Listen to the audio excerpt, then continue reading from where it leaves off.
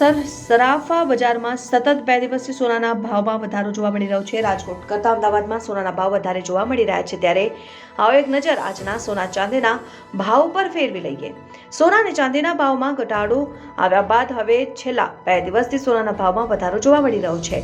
રાજકોટ કરતાં અમદાવાદમાં સોનાના ભાવ વધારે જોવા મળી રહ્યા છે। રાજકોટ કરતાં અમદાવાદમાં સોનાના ભાવમાં 600 થી 800 રૂપિયાનો તફાવત જોવા મળી રહ્યો છે। અમદાવાદમાં સોનાના ભાવ 63,000થી વધારે નોંધાયો છે, જ્યારે રાજકોટમાં સોનાનો ભાવ 62,000થી અંદર નોંધાયો છે।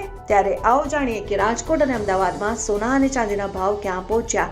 રાજકોટમાં ચાલી રહેલા સોના અને ચાંદીના ભાવ વિશે વાત કરવામાં આવે તો સોનાના ભાવમાં વધારો અને ઘટાડો જોવા મળી રહ્યો છે।